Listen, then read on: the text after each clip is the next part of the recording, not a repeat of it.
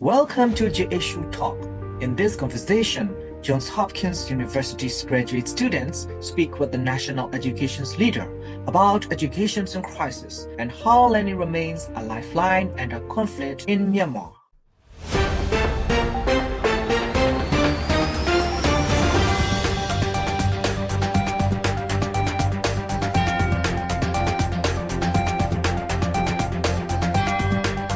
Hi everyone, welcome to JHU Talk. I'm Ian, so I'm the host speaker today, and we also have our team member here. Before we begin, we did a lot of research about Myanmar's education system and Myanmar's situation these days. So Wei Yan, can you talk more about Myanmar's situation these days? Thank you, Clarence. I'm really grateful to be here today. To understand education's emergency in Myanmar right now, I think we first have to face the scale of the crisis. Since the 2021 military coup, Myanmar's education system has basically collapsed. According to the international data, around 3.5 million children are completely out of school, and 7.8 million receive little to no meaningful education. That's more than half of all school-aged children. And I think I also need to start with a little bit of background. Myanmar, also known as Burma, is a Southeast Asian country rich in culture, natural resources, and home to more than 135 beautiful ethnic groups. But at the same time, we have experienced the longest running civil war in the world since independence from the British in 1948. Because of repeated military coups and decades of collapsed leadership, our economy collapsed, and our education system was intentionally weakened for a generation. We had this brief moment of hope when our national leader, Aung San Suu Kyi, the 1991 Nobel Peace Prize winner, won the elections in 2015. But on February 1st, 2021, everything changed again. The junta seized power, arrested our leaders, and took away our democracy.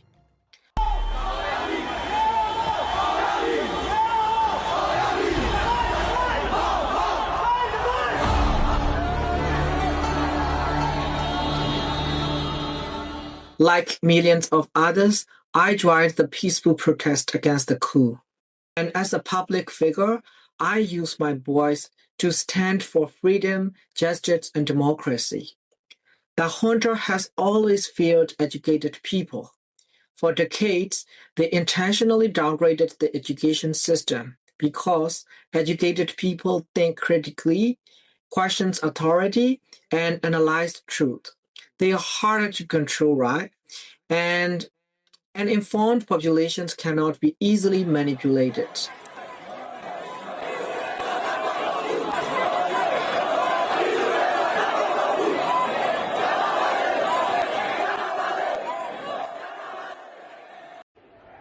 They targeted me too. I had to flee to survive. Many who couldn't escape were arrested, tortured, or killed. And just like me, thousands joined the civil disobedience movement, which we call the CDM, refusing to work under the junta.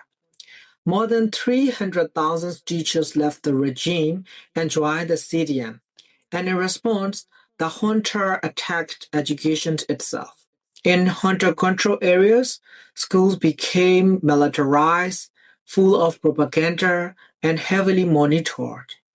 In liberated areas, the military bombed schools and turned classrooms into war zones.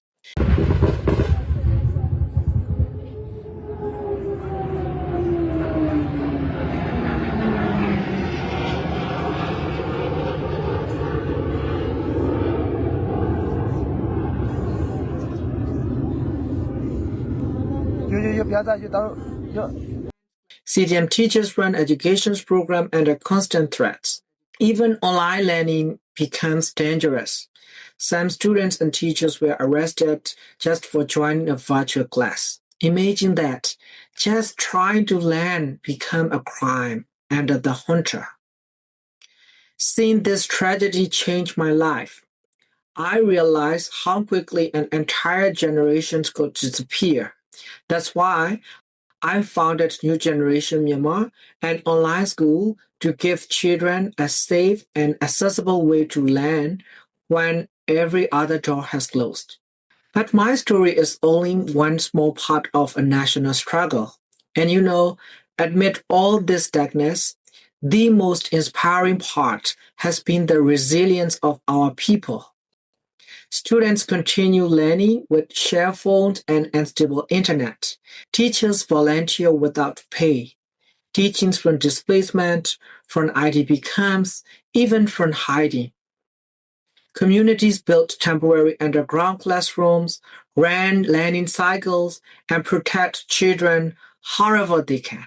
Even when school collapses, education doesn't stop because our people refuse to give up on the next generation. And that spirit of courage and resilience brings us to today's conversation. Today, we are deeply honored to have someone who has led with integrity and unwavering commitment from the first day of the crisis, a national leader who continues to inspire millions. It is my privilege to invite His Excellency Dr. Zowiso, Union Minister of Education and Health of the National Unity Government of Myanmar, NUG. Siaji Dr. Zowiso, thank you so much for being here.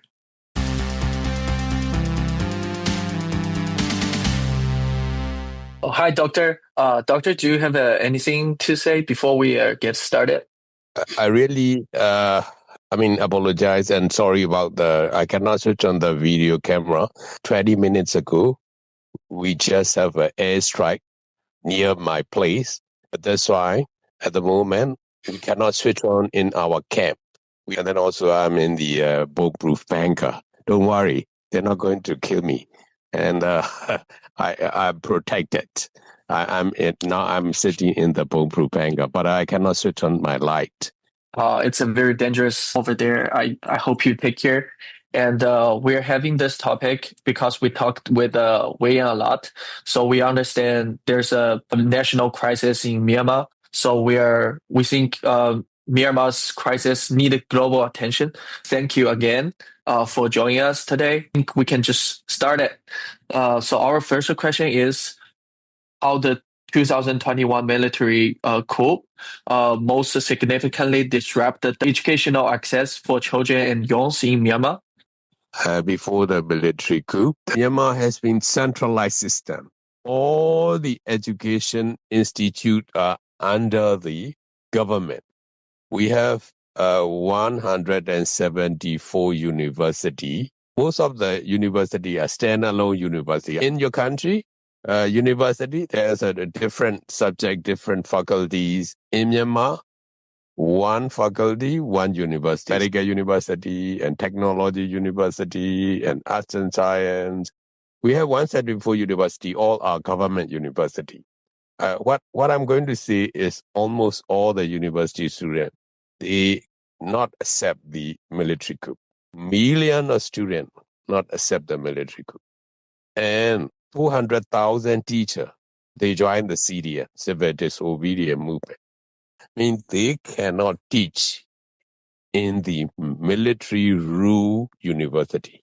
They cannot teach military run school, high school and middle school and primary school.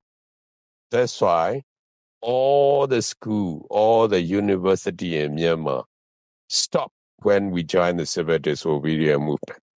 I myself, I joined the Civil Disobedience Movement on 8th February. I was a rector of the University of Medicine 1 at that time.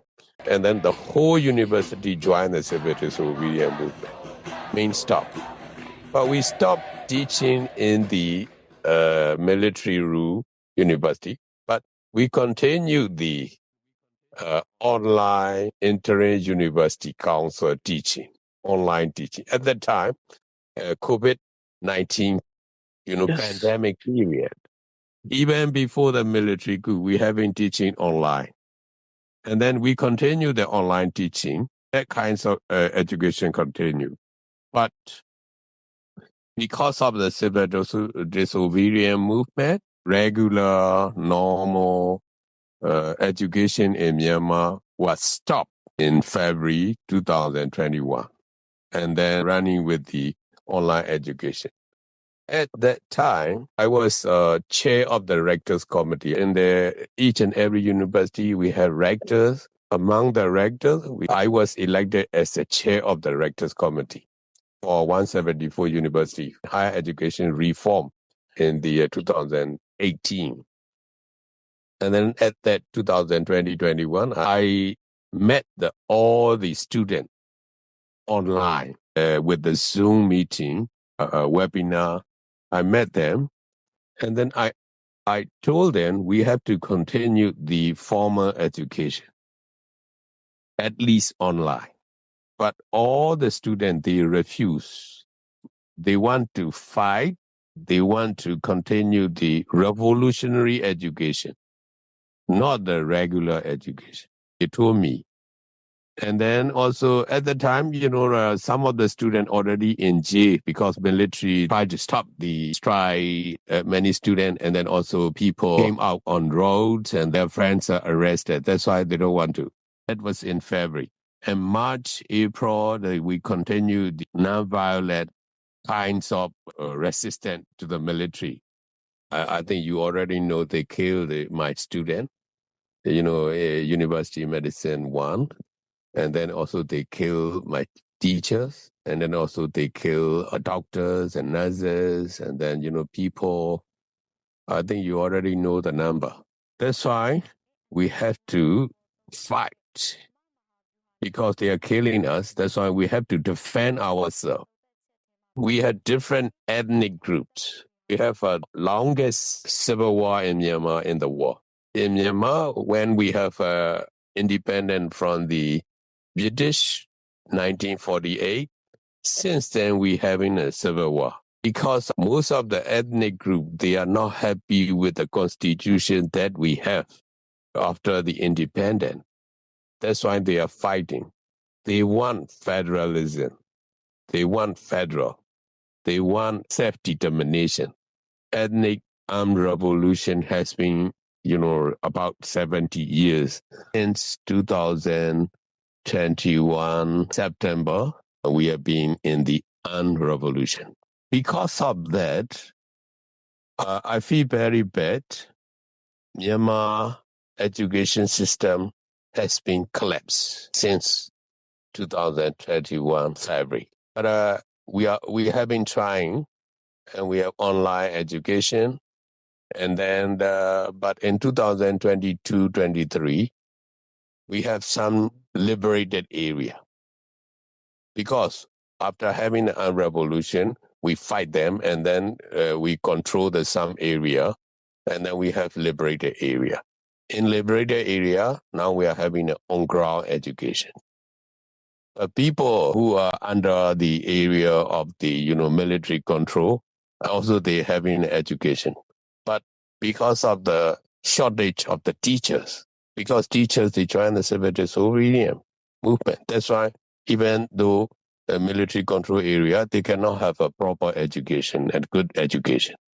And in our control area, also we are having a lot of difficulty because airstrike and bombing, and I think you already know they killed many, students, and then also they deliberately targeted on the school because they don't want and they hate the CDM teacher.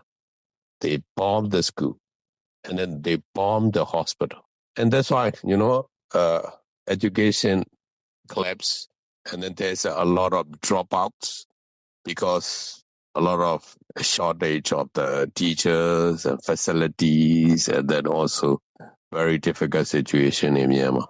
Thank you for helping us understand deeper of Myanmar's problem and disruptions. We understand I think the whole education system in Myanmar was collapsed due to those serious crisis. So now I'd like to shift towards to what community have built in response, because I think you already mentioned there's online courses for those Myanmar students. So I was wondering if the community have continued learning in creative ways. Is there any like other forms of like community lead education have emerged in Myanmar since the coup? Regarding with the online, since COVID-19, we introduced online education 2020. That's why, before the military coup, we already have some online program. With that, we can continue.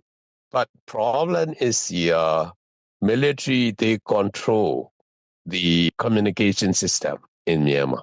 Communication companies and all these things controlled by the military. I mean, when we try to have online education, very unsafe for the children, for the student, and for the teacher in the 2021-22.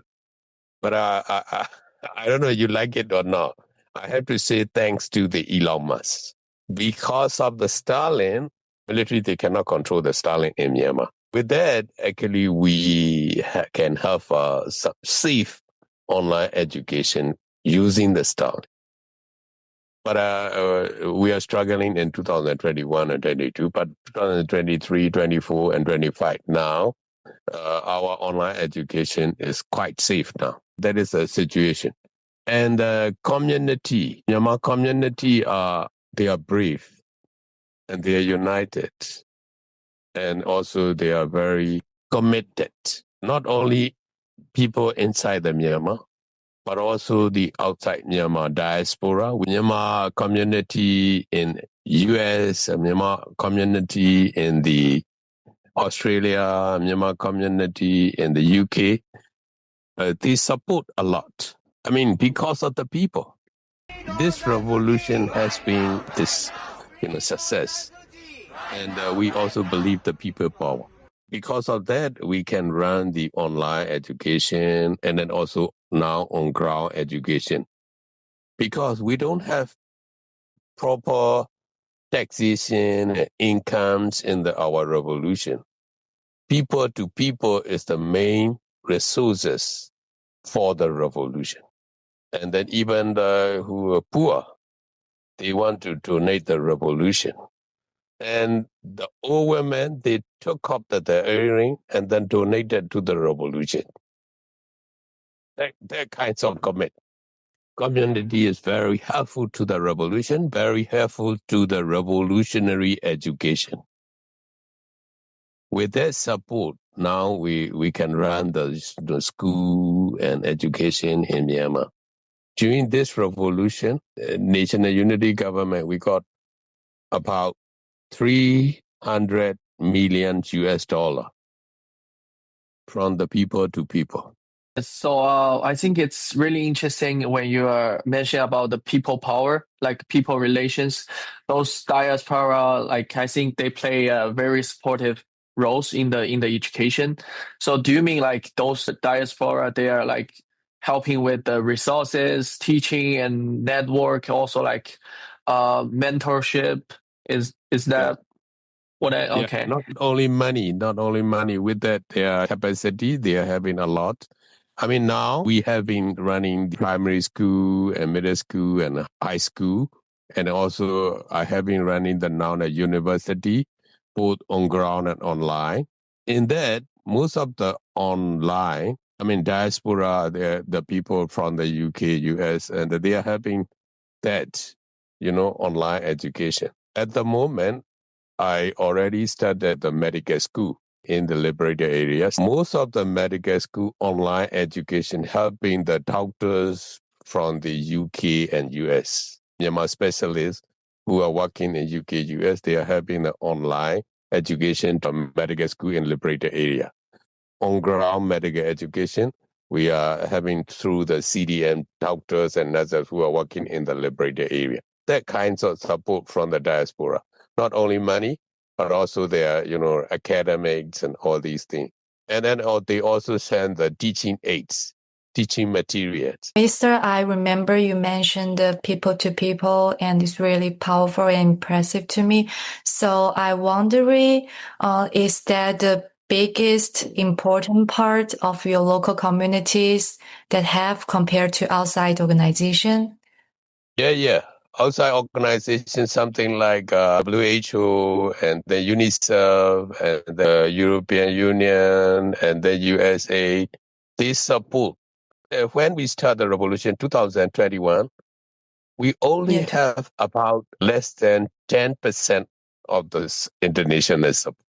Almost 90% from the local people, and then, are people to people. Usually in Myanmar, I don't know, you know about our history, and we have a 1962, we have the same kinds of military coup. 1988, we have a military coup. Most of the military coup, the army, they control the country within 2-3 months. But this time, they cannot control. That's why, international organization and then also our neighbor country and then even UN, they are watching because they thought that military will control the country within 2-3 months. But actually not. That's why in 2021, actually they're watching. They're not helping. They send all the international aids, the same thing like before the military coup. They sending all the aids through the, Yangon, city and through the airport, through the port, controlled by the military. But they realized that Myanmar situation in 2022, and at that time they started to find a way to support the people who are on ground and who are suffering and who are needed for health and education. That's why we started to get some support in 2022, even from the US, like USAID. But not a lot. I think about 10% of the, our needs from the international aid, like Global Fund, Ministry of Health of National Unity Government. We got support from the Global Fund for the 3 diseases like TB, HIV, and malaria. And 2022, we got about $10 million for health care. But this is not enough. $10 million is, if you compare with the 60 million people, health care. But something is better than nothing. That's why we are happy with it. But still, people to people is the main power for the revolution. I can tell there's a people to people power to help like all these national crises. Like everybody was working on the national crisis and try to like rebuild. I think it's a rebuild to education system in Myanmar because I think the education system in Myanmar right now is like collapsed and it's really hard to recover. So I was still wondering, like we are talking about the CDM, like a teacher in CDM. I think they are like doing the historical decisions to leave the system. So in practical term, how have they like continued teaching during the displacement and the like insecurities because they are like unsafe under this situation? Yeah. Regarding with the security and safety, CDM who are in the military control area, very, very dangerous for them. Even, they cannot expose. But now we have a liberated area. We control about 50% of the country. Not the city. Rural area we control. And then also now we control about 100 towns. We have a 330 town. Out of that, hundreds we control. Even though they are bombing, they cannot bomb every towns and every village every day.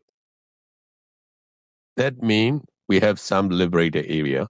In liberated area, CDM, they are, teaching and then running the school. But of course, we have to take care of the warning system. We have to be very careful about the paramotor, helicopter, and fighter jet. But most of the area, we can continue the teaching. in that liberated area, problem is not mainly the security reason. We cannot pay then salary or money to the teachers. They have been working and they have been teaching the student. They have been running the school without having salary for 4.5 years. You can imagine how much they are committed. Yeah, they're really like suffering, like they're in this situation, I guess. Yes. Yeah, they sacrifice themselves too much. Yes, they sacrifice themselves. Yeah. In this morning, I met the teachers from the village, and they are very much committed. They got support from the people. They got support from the villager. Also villagers, they are also poor. They can support rice and also salt. That is the only thing they can support. When I met them, they are happy, and then, they continue the CDM and they continue the teaching on ground. They are happy with their commitment and moral and the support to the revolution. So I was thinking like, because you mentioned about like those teachers in the village.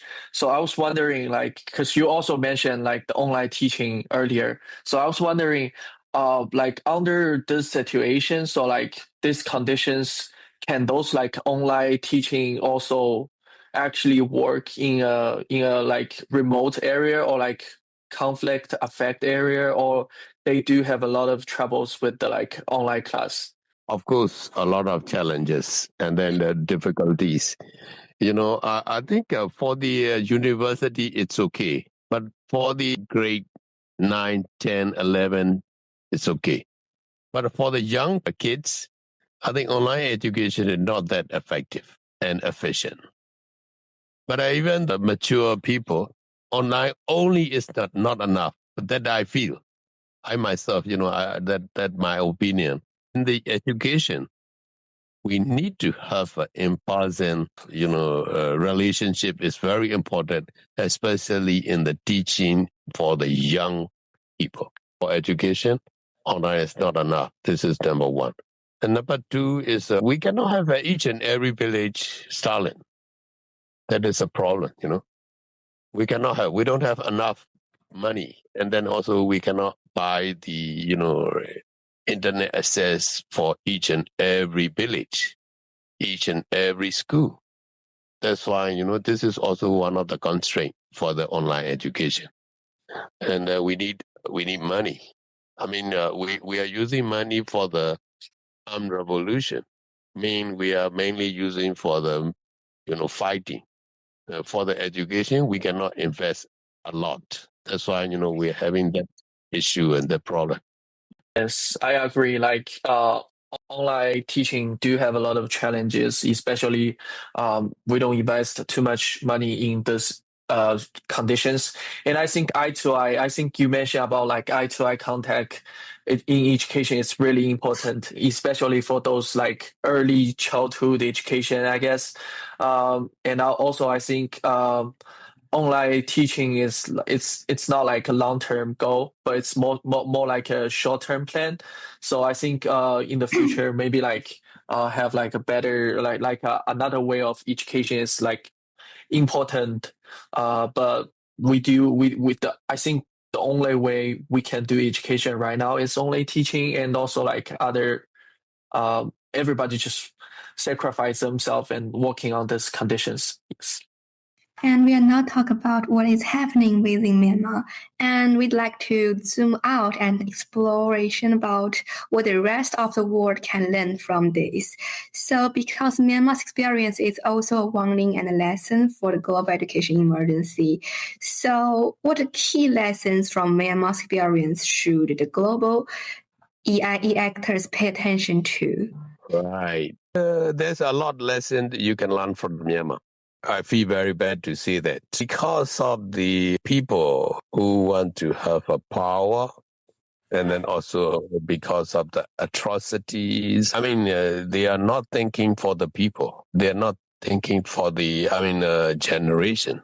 And now Myanmar, the whole generation will be behind the others. I'm really worried for the young generation Myanmar. In the 1988, we don't have online. We cannot teach online. But now we can have online and we can teach online. At least that I've been saying something is better than nothing. I mean, we can teach and, learning, continue that. I think the same thing that they are doing in the Syrias and other countries, the same, I think, people who are in revolution. I mean, that we can also see in the Myanmar. Thank you for answering. And how can a system prepare before a crisis so learning is not lost when just some kind of emergency happens?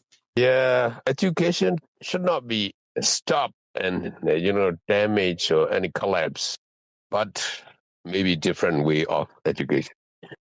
I think the war is changing. And also in future, the borders are thinning. Now, because of the technology, we can communicate anywhere in the world. In future, maybe we are having a 3D communication. In future, I think education may not stop, even though wherever you are and then whatever you are, that's what I mean. But not now. We are having a lot of problems.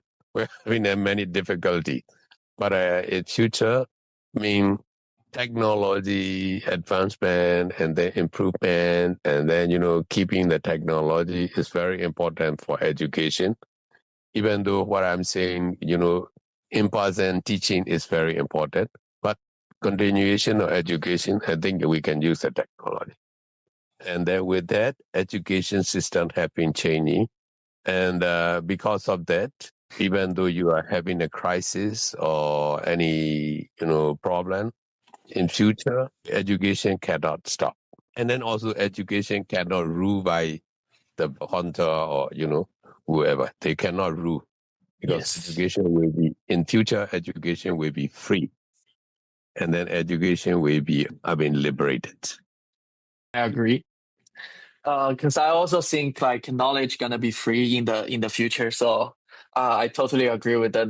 Education gonna be free in the future. Well, that's all the questions we have for today. But before we close, is there anything you want to add on, or for those listening who like care about the education, all these audience who care about the humanity work or like Myanmar, what is one meaningful way they can support or advocate for learning in the crisis? Before conclude, first of all, actually, I'm happy to meet you all. And then also, Thank you. We also. Looking at your young, active and then interested faces, I'm happy with that. But on the other hand, I feel very sad for my students and then also my kids and generation. They are not free like you. Even looking at the four faces that I see, looking at Wei Yan, his face is not that face like your face because he have some stress there because of the country and because of the crisis and because of the constraint and challenges, and I feel very bad and sad. But anyway, what I believe is I already told you, the people, educating the people is very important. If you educate the people properly, the country have a proper way of development. If you cannot educate the people, you cannot have a good system and good people and good country or good region. That's why I think education is very important. To prevent the crisis, also to prevent happening the bad things, you need to educate the people. That is very important. I think a key point. People is a power. Whatever the, political or social or economic, people has a power. For those people, I think we need to educate for the, having a strong and the greatest power to have. And I already mentioned that the future of the world, future of the people, and future of the humankind. I think education is the most important things in the world. Thank you so much. Thank you. Thank you. Thank you. Maybe Thank you can you. come and visit to Myanmar. We definitely Yes, go. yes. We will try our best, like Yeah. while helping in the refugee education in Myanmar. Although we are not like good enough right now, but we're trying. We're still learning. Like we will do that. Yeah. Maybe I will organize with some of my students, and then you can meet online. Yeah, we can Our definitely pleasure. meet That's online. our pleasure. Gonna be meaningful to do this topic. And I will also thank like Wei Yan to like I think he is the reason why we start like do the research about Myanmar and all these crises and trying to use our voice like in the podcast to help everybody. So thank you. And I forget how to say it. Kizuba? Zuba. Kizuba. Yeah, Kizuba. Kizuba. Thank you so much. Thank you. As we talk about this topic today, and we also like discuss all these things, all these questions with the UNICEF minister, we learn a lot. I think we want to return to one core idea. In Myanmar, education is not just a system right now, it's a lifeline. So what we heard and what we learned through our research is that when formal schooling become unstable, people don't simply wait for normal to return. Teachers adapt, communities, organizations, they adapt. This diaspora support from Afra, and learning continues, sometimes partly, sometimes creativity, and often at great personal risk. But the global lesson is bigger than Myanmar. This story reminds us that in education emergency, refugee education, solutions cannot be only top-down. They have to be local, flexible, and center on trust, safety, and dignity. Because in the crisis, these are not extra. They are all the foundations. So if you take one thing from this episode, let it be this. Supporting education in emergency and refugee education is not only about rebuilding the classrooms, it's about protecting future and standing with the people who keep learning. Thank you.